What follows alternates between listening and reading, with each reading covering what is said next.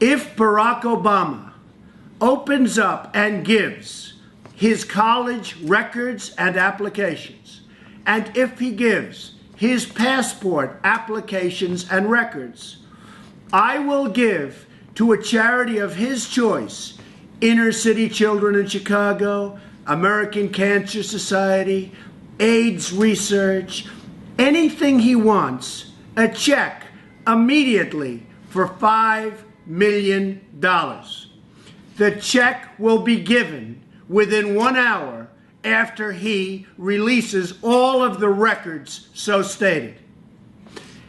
He'll be doing a great service for the country if he does this. If he releases these records, it will end the question and indeed the anger of many Americans. They'll know something about their president. Their president will become transparent like other presidents. So all he has to do to get $5 million for a charity or charities of his choice is get his colleges to immediately give his applications and records, and also to release his passport records. When he does that, to my satisfaction, if it's complete, this check is delivered immediately. A lot of people will be very, very happy to see this happen. Frankly, it's a check that I very much want to write. I absolutely would be the most happy of all if I did, in fact, make this contribution through the president to these charities. One caveat: the records must be given by October 31st at 5 o'clock in the afternoon. Mr. President, not only will I be happy, and by the way, totally satisfied, but the American people will be happy. And you know what? Those charities will be very, very happy. Thank you, Mr. President. In a fair democracy, everyone's vote should count equally, but the method that the United States uses to elect its president, called the Electoral College, violates this principle by making sure that some people's votes are more equal than others. The Electoral College is, essentially, the 538 votes that determine who wins the presidency. If these votes were split evenly across the population, every 574,000 people would be represented by one vote. But that's not what happens because the Electoral College doesn't give votes to people, only states, which has some unfair consequences. For example, there are 11.5 million people in Ohio, so, to fairly represent them, it should get 20 electoral votes. But the Electoral College doesn't give Ohio 20 votes, it only gets 18, 2 less than it should. Where those other votes go? To states like Rhode Island. Plucky Rhode Island has 1.1 million people in it, so it should have about 2 votes, but instead it gets 4. Those extra 2 votes that should be representing Ohioans go to representing Rhode Islanders instead. Why? Because, according to the rules of the Electoral College, every state, no matter how few people live there, gets 3 votes to start with before the rest are distributed according to population. Because of this rule, there are a lot of states with a few people that should only have 1 or 2 votes for president but instead get 3 or 4. So Georgians, Virginians, Michiganders, and Jerseyites are each missing 1 vote. Pennsylvanians, North Carolinians, Ohioans, and Hoosiers are missing 2, Floridians are missing 4, New Yorkers 5, Texans 6, and Californians are 10 votes short of what they should get. Because of this vote redistribution, the Electoral College essentially pretends that fewer people live where they do and more people live where they don't. An American who lives in one of these states has their vote for president count for less than an American who lives in one of these states. In some cases, the Electoral College bends the results just a little, but if you live in a particularly large or small state, it bends them a lot. One Vermonter's vote, according to the Electoral College, is worth 3 Texans' votes, and one Wyomingite's vote is worth 4 Californians. Now whoa, hold on there, son, you might be saying to yourself right now. You're missing the whole point of the Electoral College, is to protect the small states from the big states. Give the small states more voting power and the presidential candidates will have to pay them more attention in an election. If that's the goal of the Electoral College, it's failing spectacularly. Here's a graph showing the number of visits the presidential candidates paid to each of the states in the last 2 months of the previous election. If it looks like there are a few states missing, you're right. Only 18 of the 50 states received even a single visit from a candidate, and just 2 of those states, Maine and New Hampshire, have very small populations. The area of the country with the most small states is conspicuously missing. The Electoral College doesn't make candidates care about small states. But interestingly, the biggest states, California, Texas, and New York, are missing as well. So what's going on? Looking closer, just 4 states, Ohio, Florida, Pennsylvania, and Virginia, received a majority of the candidates' attention during the election. And if you follow the money, it's the same story. Why do candidates spend so much money and time in so few states? because the way the Electoral College works forces them to do so. The elections are winner-take-all. As long as a candidate gets just over 50% of the popular vote in a state, he wins 100% of that state's electoral votes. That means winning by millions of citizens' votes is no better than winning by a single vote, so candidates are safe to ignore states where they poll with big margins. Instead, the Electoral College makes candidates intensely interested in the needs of just a few states with close races to the detriment of almost all Americans, which is why it should be abolished. But wait, you might say, won't abolishing the Electoral College and voting directly for president cause candidates to spend all their time in big cities? That wouldn't be fair to most Americans either. This sounds like a reasonable fear, but ignores the mathematical reality of population distribution. There are 309 million people in the United States, only 8 million of which live in New York, the largest city by far. That's 2.6% of the total population. But after New York, the size of cities drops fast. LA has 3.8 million people and Chicago has 2.7. But you can't even make it to the 10th biggest city, San Jose, before you're under a million people. These top 10 cities added together are only 7.9% of the popular vote, hardly enough to win an election. And even winning the next 90 biggest cities in the United States all the way down to Spokane is still not yet 20% of the total population. So unless there's a city with a few 100 million people hiding somewhere in America that's been left out of the census, the idea that a candidate can just spend their campaign jetting between New York, LA, and Chicago while ignoring everyone else and still become president is mathematically ludicrous. Want to see the real way to unfairly win? How you can become president with only 22% of the popular vote by taking advantage of the Electoral College today.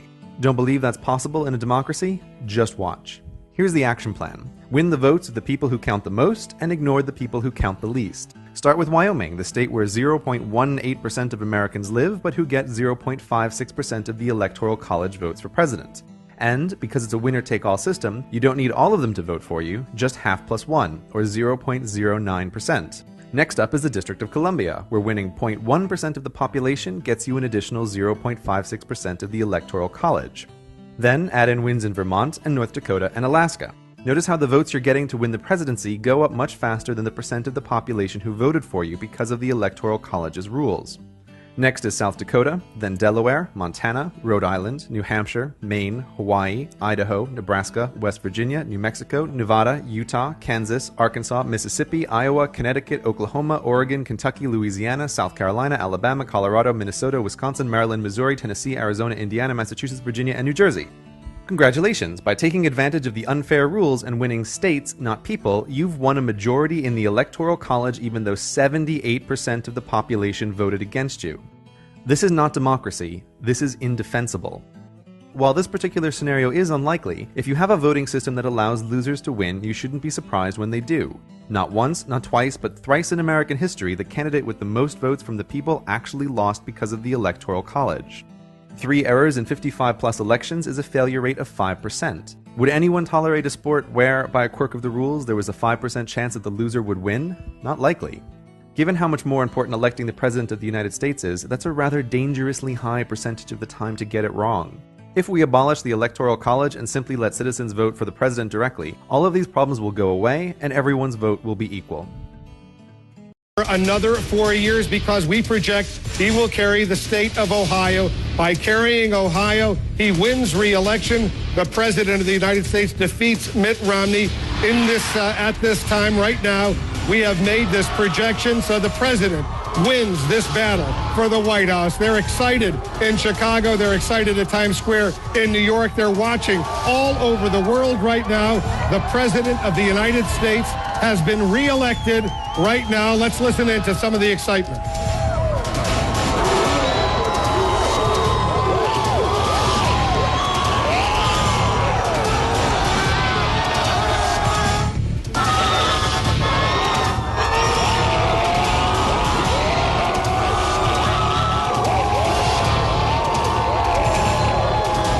So you can see the Empire State Building now has turned blue because that is our projection. The President of the United States has won re-election. Let the world know that at 11:18 p.m. on the East Coast of the United States, we projected this win, the re-election of Barack Obama for another 4 years. The President will be the winner. Mitt Romney will lose. And tonight, despite all the hardship we've been through, despite all the frustrations of Washington, I've never been more hopeful about our future.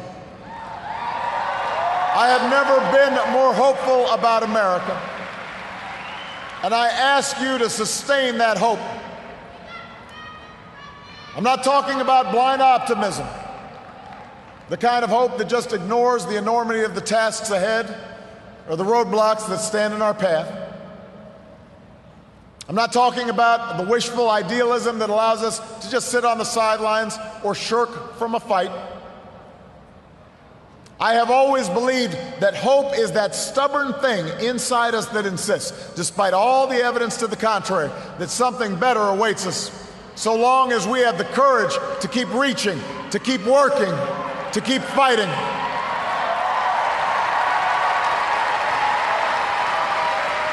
America, I believe we can build on the progress we've made and continue to fight for new jobs and new opportunity and new security for the middle class. I believe we can keep the promise of our founding, the idea that if you're willing to work hard, it doesn't matter who you are or where you come from or what you look like or where you love. It doesn't matter whether you're black or white or Hispanic or Asian or Native American or young or old or rich or poor, able, disabled, gay or straight. You can make it here in America if you're willing to try.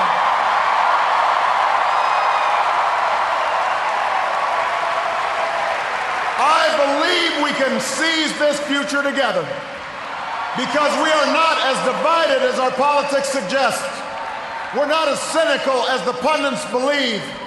We are greater than the sum of our individual ambitions, and we remain more than a collection of red states and blue states. We are and forever will be the United States of America.